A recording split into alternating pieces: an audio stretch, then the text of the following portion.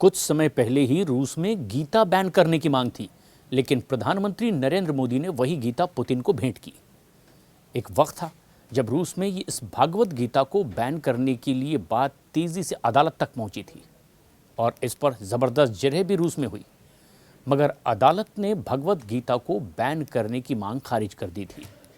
आज उसी भगवत गीता की प्रति प्रधानमंत्री नरेंद्र मोदी ने पुतिन को गिफ्ट की है। एक नया संदेश भी दिया, जो हालात इस वक्त पूरी दुनिया में हैं, लेकिन ये संदेश सीधे रूस तक भी गया, उन लोगों के लिए जो इसे बैन करने की मांग रूस में कर रहे थे। कहते हैं कि वक्त बहुत बलवान होता है, वक्त का पहिया ज़रूर घूमता है, और भारत और रूस के संबंधों में भी कुछ इसी तरह से ये वक्त का पहिया घूमते हुए आज इस मकाम पर पहुंचा। भारत रूस के संबंधों ने फिर ये साबित किया कि समय की गति बहुत विचित्र है, और यही कारण है कि रूस कभी भागवत गीता को बैन करने वाला था, जिसकी मांग कोर्ट तक पहुंची थी, मगर आज वही हिंदुओं की पवित्र ग्रंथ गीता पुतिन के हाथों में सुशोभित हो रही है। व्लादिमीर पुतिन भारत दौरे पर आए तो प्रधानमंत्री नरेंद्र मोदी ने वही रशियन भाषा में अनुवाद की गई गीता उन्हें भेंट दी। ये वही गीता है जो बताती है कि आखिर सच्चा कर्म क्या है। ज़रूरत पड़ी तो जंग भी ज़रूरी है, लेकिन शांति का उपदेश भी इसी गीता में छिपा हुआ है। प्रधानमंत्री नरेंद्र मोदी ने रूस के राष्ट्रपति पुतिन का अपने आधिकारिक आवास 7 लोक कल्याण मार्ग पर स्वागत किया, और यहाँ पीएम मोदी ने पुतिन को वही भगवत गीता की प्रति भेंट की जो रशियन भाषा में अनुवाद की गई है। इसमें 2011 की वो पुरानी यादें भी ताज़ा हो गई जब रूस की अदालत में गीता को बैन करने का मामला गया था। ये मामला वैसे 15 साल तकरीबन पुराना है। साल 2011 में रूसी प्रांत साइबेरिया में टॉम्स्क की अदालत में गीता का ये मामला पहुंचा था।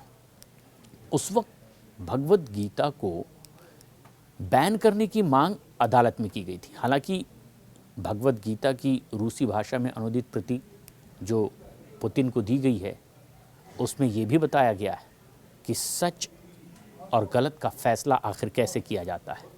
लेकिन रूस की अदालत में भगवत गीता को उग्रवादी साहित्य करार देकर के बैन करने की मांग की गई थी।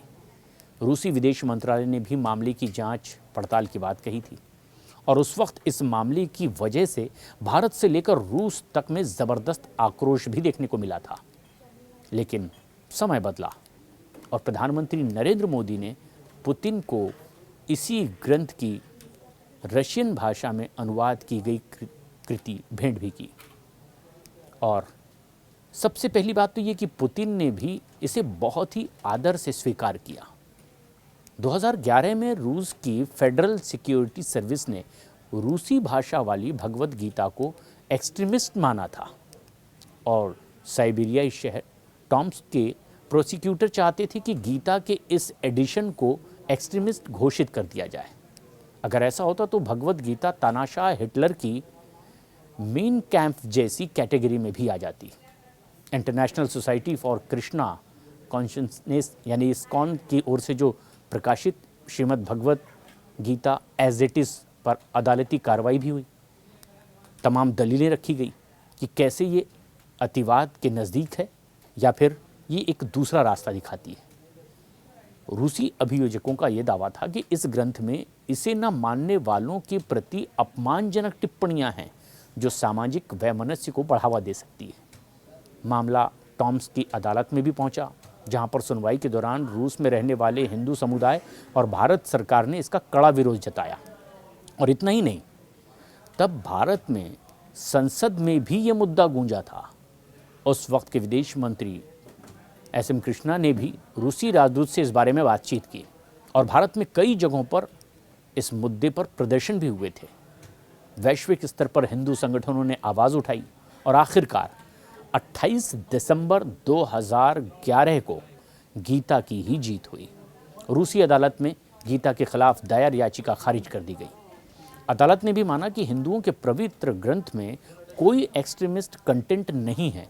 हालांकि उस वक्त खुद रूस के विदेश मंत्रालय ने कहा था कि भगवत गीता के टेक्स्ट पर कमेंट्री की जांच होनी चाहिए, ना कि खुद टेक्स्ट की। इस मामले का ट्रायल जून 2011 में शुरू हुआ था।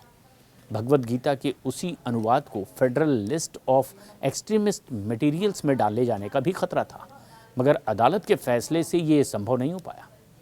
अदालत ने गीता को लीगल माना। समय बीता और वक्त आया 2025 का, और अब जबकि भारत दौरे पर रूस के राष्ट्रपति व्लादिमीर पुतिन पहुंचे, तो इस दौरान भारत के प्रधानमंत्री नरेंद्र मोदी ने उन्हें वही श्रीमद् भगवद गीता की एक प्रति भेंट की, जिसे लेकर रूस में 2011 में विवाद हुआ था। 2011 के विवाद में रूस में भगवद गीता की एज इट इज़ प्रति को एक्सट्रीमिस्ट मान करके बैन करने की मांग कोर्ट पहुंची थी। कोर्ट में हालांकि ये खारिज हुई, लेकिन भारत ने इसका विरोध किया और भारत की संसद में भी ज़बरदस्त जब हंगामा हुआ था और ये बात पूरी दुनिया भर में चर्चा का विषय बनी थी कि भारत में जिसे एक पवित्र ग्रंथ माना जाता है, उसका विरोध रूस में हो रहा था। भारत की ओर से तब कूटनीतिक दबाव भी डाला गया। रूस की अगर अदालत का फैसला गीता के खिलाफ आता तो एक तरह से जो स्ट्रेटजी हिटलर की किताब के लिए बनी, यानी कि मीन कैम्प के लिए बनी, उसी लिस्ट में गीता को भी शामिल कर दिया जाता। लेकिन अब भारत ने उस गीता को भेंट करके न सिर्फ इस वक्त जबकि रूस यूक्रेन से लगातार युद्ध कर रहा है, दुनिया भर में युद्ध रोकने की आवाज़ उठ रही है और गीता ने ही शांति का वो संदेश दिया है, लेकिन भारत की भूमि से जुड़ी इसी गीता पर जहां रूस में बैन लगने वाला था, वही प्रति भेंट करके प्रधानमंत्री नरेंद्र मोदी ने अपरोक्ष रूप से शांति का संदेश भी दे दिया है। लेकिन समय के साथ साथ अब भारत और रूस के रिश्ते और मजबूत होते जा रहे हैं। रूस के भी ज़्यादातर लोग मानते हैं कि वैचारिक रूप से भी रूस और भारत काफ़ी करीब हैं, इसीलिए ये रिश्ते इतने मजबूत भी हैं।